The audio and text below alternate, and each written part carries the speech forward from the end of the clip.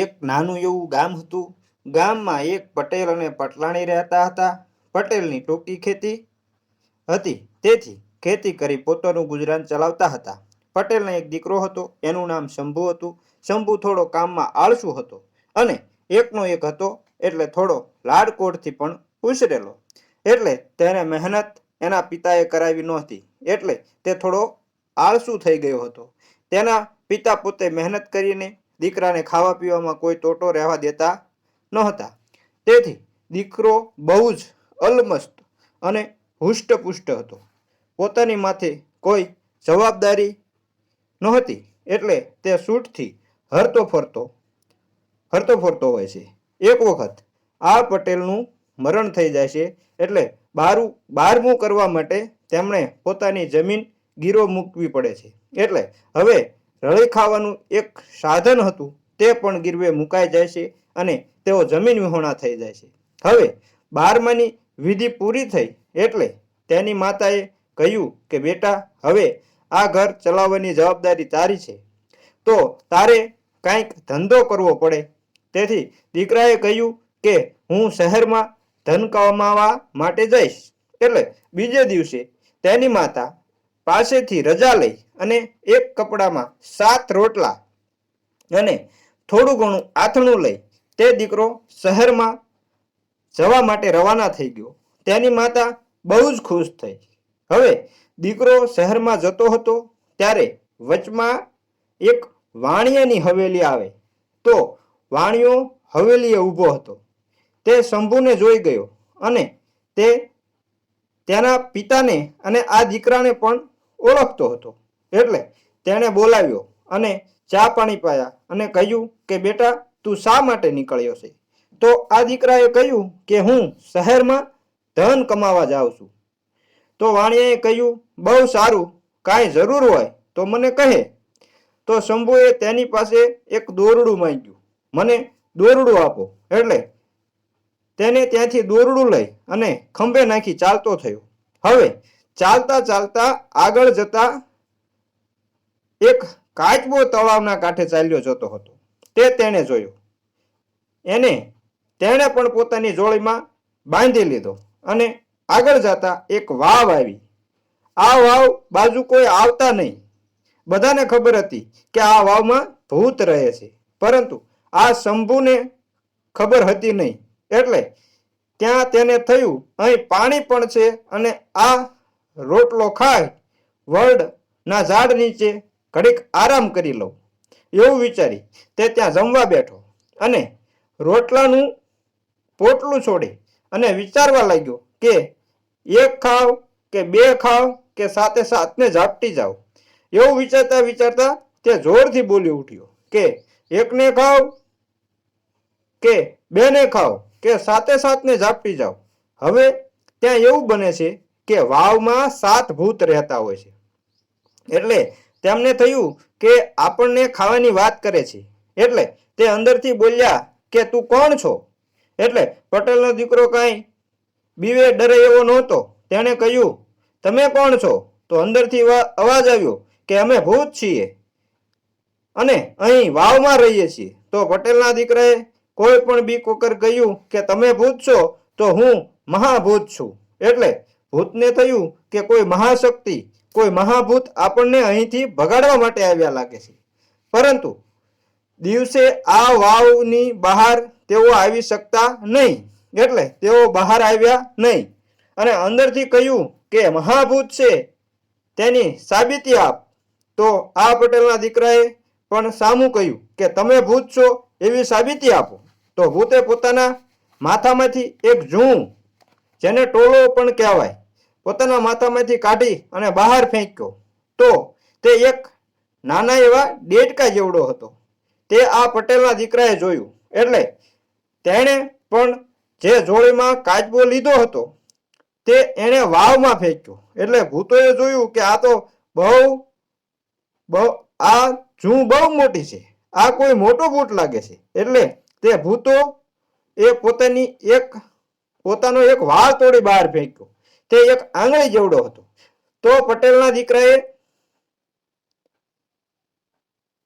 દીકરા હારે જે દોરડું હતું તે રસ્સી હતી તે વાવમાં ફેંકી તો ભૂતો ડરી ગયા કે આ કોઈ મહાભૂત છે, આપણો નાશ કરવા માટે અહીં આવ્યા છે. એમ વિચારી અંદર સાતે ભૂતોમાંથી જે મુખ્ય ભૂત હતો તેણે કહ્યું કે અમારા જેવા ગંદા ભૂતોને ખાય ને તમે તમારું મોઢું શા માટે બગાડવા માંગો છો, તમારો મૂડ શા માટે ખરાબ કરવા માંગો છો?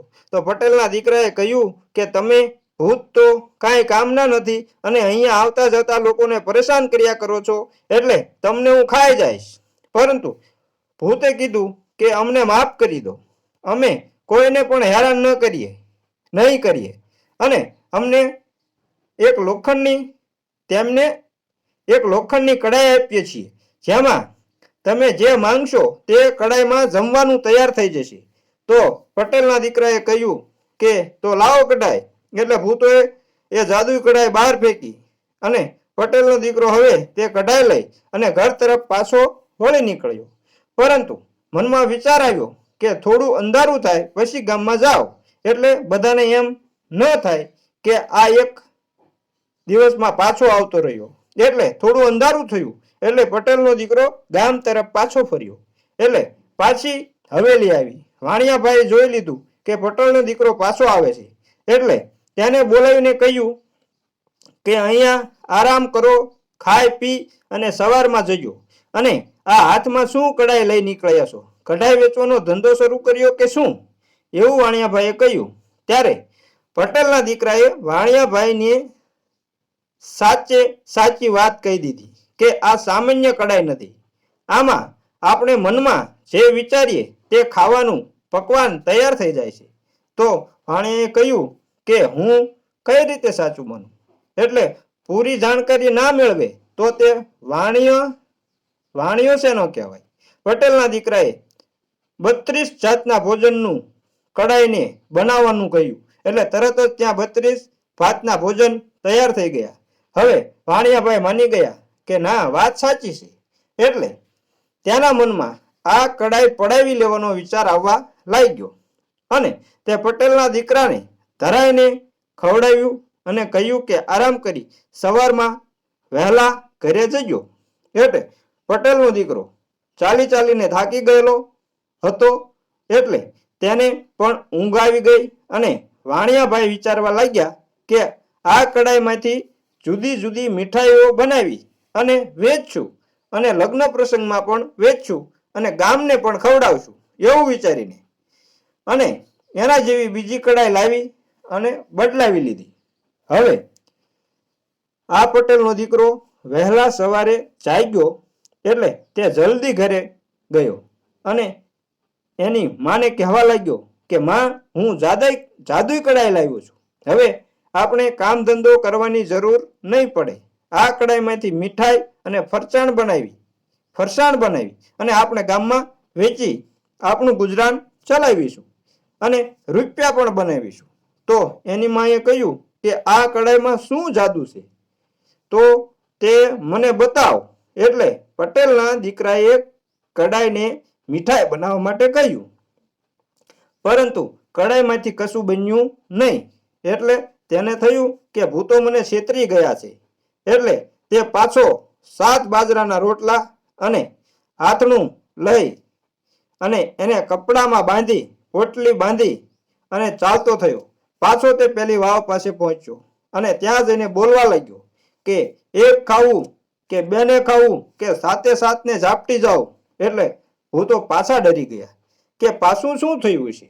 તેઓ કહેવા લાગ્યા કે માલિક, અમારો શું અપરાધ થઈ ગયો, અમને માફ કરી દો. એટલે પટેલના દીકરાએ કહ્યું કે ખોટી કડાઈ આપી અને મને મૂર્ખ બનાવવાનું કામ કરો છો. તો ભૂતોએ કહ્યું કે અમે તો સાચી જ કડાઈ આપી હતી, પરંતુ હવે અમે તમને એક સોનાની લીંડીઓ કરતી બકરી અમે તમને આપીએ છીએ, તો અમને જવા દો અને અમને માફ કરી દો. એટલે પટેલના દીકરાએ તે બકરી લઈ લીધી અને બકરી લઈ અને પાછો ગામ તરફ આવવા લાગ્યો. તો પાછું વાણિયાની હવેલી આવી. એટલે વાણિયાભાઈએ જોયું કે આ પટેલનો દીકરો શું લઈને આવ્યો છે, જરૂર કંઈક નવું લાગે છે.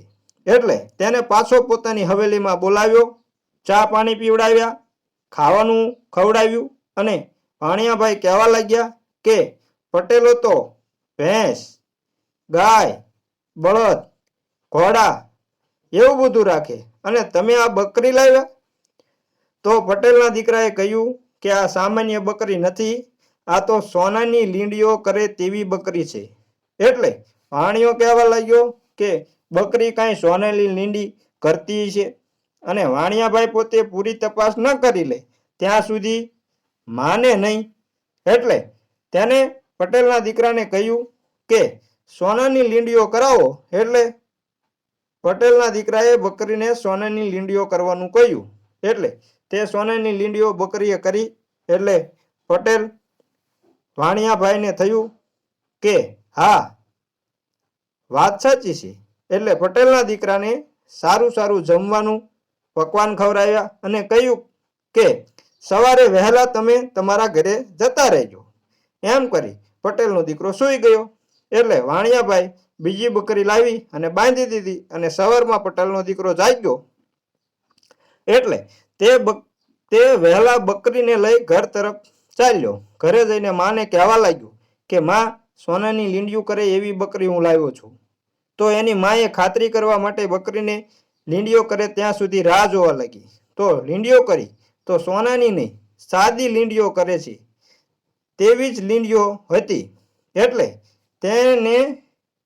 દીકરાને વઢવા લાગી કે ભાઈ, કામ ધંધો કરવા માંડ, આવું કશું ન હોય અને ખોટું મને ઉલ્લુ બનાવમાં. એટલે પટેલનો દીકરો પાછો બીજા દિવસે 7 રોટલા લઈને ચાલતો થયો અને પહેલી વાવે જઈ અને બોલવા લાગ્યો કે એકને ખાવ કે બેને ખાવ કે 7 ઝાપટી જાવ. એટલે ભૂતોને તો પાણીમાં પરસ્યો વળી ગયો કે આજ આપણને જીવતા નહીં મૂકે.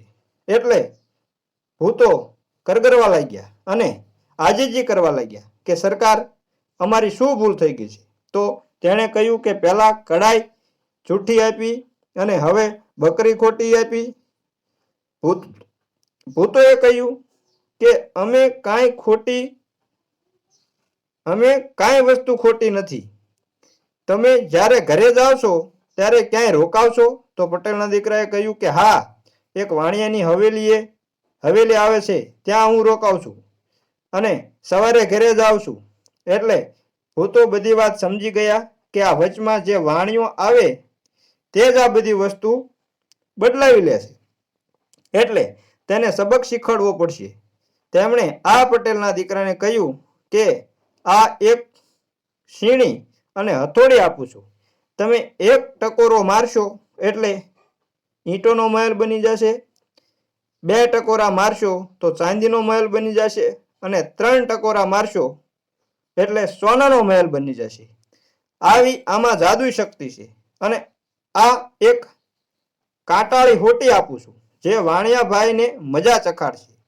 એટલું કહી ભૂતો એ કાંટાળી સોટી અને હથોડી અને ટાંકણું આપ્યું. હવે આ પટેલનો દીકરો તે લઈ ચાલતો થયો. એટલે પાછા વાણિયાભાઈ પટેલના દીકરાની રાહ જોઈને જ ઊભા હતા. તે જોઈ ગયા. હથોડી અને ટાંકણું હાથમાં જોઈ કહેવા લાગ્યા કે આ શું લુહારનો ધંધો શરૂ કર્યો કે શું? તો પટેલના દીકરાએ કહ્યું કે ના ના, આ તો સોના ચાંદીના મહેલ બનાવે એવું ટાંકણું છે. એટલે વાણિયાભાઈ પાછું હવે તો એમને ખાતરી જ હતી કે આ વાત સાચી છે. એટલે પટેલના દીકરાને રોકાઈ જવા માટે કહ્યું.